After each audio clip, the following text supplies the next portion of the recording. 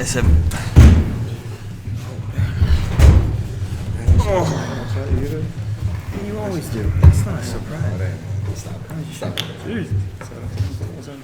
Coach, congratulations on the victory. Very impressive performance tonight. What are your thoughts on tonight's game? We came out of the blocks pretty well tonight, and not just shooting the ball, but I thought level of intensity was good too. We got a lot of defensive stops, kept them off the boards at least in the first half, and you know, it's not easy to play sometimes when you're up 19 in the second half against a team as talented as Wheeling, because you really don't want to come down, take quick shots and shoot them back into the game, but you also don't want to take your foot off the pedal and let them back in the game that way. I thought we did a pretty good happy medium. Wheeling's got a great team, so you know they're going to make a run. Guys did a pretty good job of hanging on the ball and making free throws down the stretch. Questions? Jim, in the last game, they made it a one-on-one basketball game for you guys. What was different tonight? You know, I thought overall, we were closing down driving gaps for the most part. I know down the stretch, his last 5 or 6 minutes, they were getting to the rim and getting fouled, but you know, that's you're kind of afraid to foul and stop the game. But for the most part, I thought we played pretty good team defense. You mentioned the intensity. I thought Brady Arnold gave you a big boost in that way, particularly defensively. Yeah, there's no doubt about that. And when he came into the game, quick steals, hustle plays, he's been unbelievable here for 3 years doing that. How many times he's come off the bench and made great spark plays for us that actually kind of picks up the whole team. And you know, from a coach's standpoint, it's tough because the second half was maybe looking at rotating him in a little bit more, but on the court the guys were really comfortable. Devin was just scoring, you know, like crazy. I thought, let's keep him in the game. So I kept Brady under wraps. Tough decision for a guy that plays that well in the first half. But Brady Arnold has been a key player for us off the bench, unheralded. He comes in, just plays his heart out, and makes plays that sparks the team. Jim, how much different has Devin been this year in terms of, like, 3-pointers down for the season, but it's also he's scoring in other ways, more so than he had.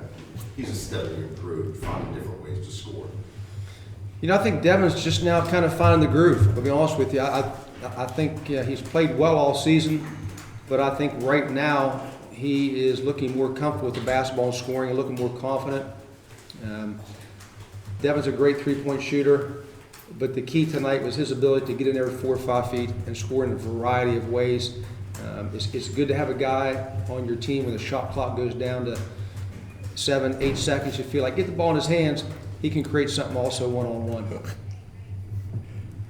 Do you feel a difference in your game from this year to last year, 2 years ago?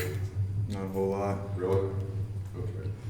There's a slight difference. I was looking at some of the numbers, and you know, it seems like the 2-pointers are up, 3-pointers down. You know, just little things here and there. Correct. He's been hitting the weight room. There we go. Devin, when they're making that run there at the end, how big of a benefit is it for you guys to have been in so many pressure situations and so many big games? It definitely helps. Like Coach says, I mean, we've probably been in that position more than any other team in the country. I mean, we just, especially with listening to the PSAC games today, how they blew some games late with a minute left, we just knew we had to hold on to the ball and we could secure the dub. Dan, once again, a big second half for you. It's been kind of a theme here of late.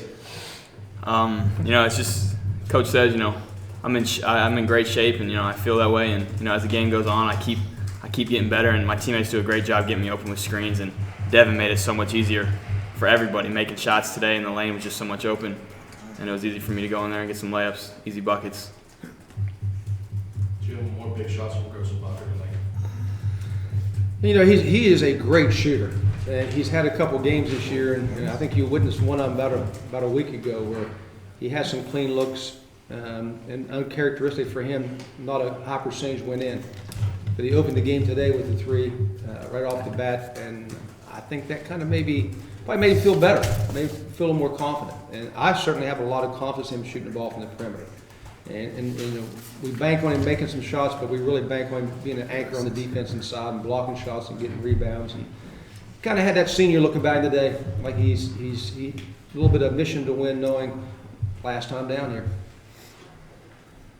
You're probably tired of talking about this, but Now you get the chance to do what you guys haven't been able to do just yet against an awfully good Fairmont team that looks great tonight. They're so good it's almost scary. I mean, I've watched them the last 2 nights, and you know, they certainly appear to be the #1 team in the country. They're so strong and athletic, and they do so many things well. They're so deep. They can play so many guys that don't seem to lose a lot when they go to their bench. We just got to figure out a way in the next whatever 14 or 15 hours here before we hit the court again, how we're going to combat that, and you know, that's our job. You know, this is a tough turnaround here. You know, from last night they're playing, and today we play at, what time is it? 10, 11 o'clock at night, and all of a sudden we're not playing tomorrow night. We're actually playing tomorrow afternoon. By the time these guys get a bite, get in the shower, get to bed, wake up, we're going to tell them it's game time again. Suit up, let's go. Guys, is this the one you wanted? Fairmont? I mean, they're always in the back of our heads. You know, we played them tough there. They beat us, and they played us tough at our place, and we pulled it out. You know, they wanted. I bet they wanted us too, and you know, we all kind of knew it. We wanted them, and we're happy we got them. We're happy we get a chance to go out and beat the #1 team in the country tomorrow. We know it's going to be a battle. Is that what you're gonna say? You know it's gonna be a battle. Yep. I'm not mentioning national championships, don't worry. Wait, I just did. I'm sorry. Are we supposed to win that this year? You were supposed to win the year I asked, and you guys made it for the first time. You know, I did all I can. Coach, on the men's side of things, no upsets have occurred in terms of ranking. How do you feel your team can kind of go out there and compete tomorrow in terms of maybe getting that first upset? Must be overdue for an upset then. There haven't been any yet. You know, the seeds are there for a reason. I mean, teams played all year long. This tournament has obviously, in recent years, defied that odds because the seeds have lost in the past years. This year they didn't. You know, but even though so far the higher seeds have won on a given day, tournament play, anybody can win. And we're not looking at say, geez, we're the #2 seed. That's going to affect us any. Once the ball's tossed up, where you're seated, that should be forgotten. Anything else? Thanks, guys.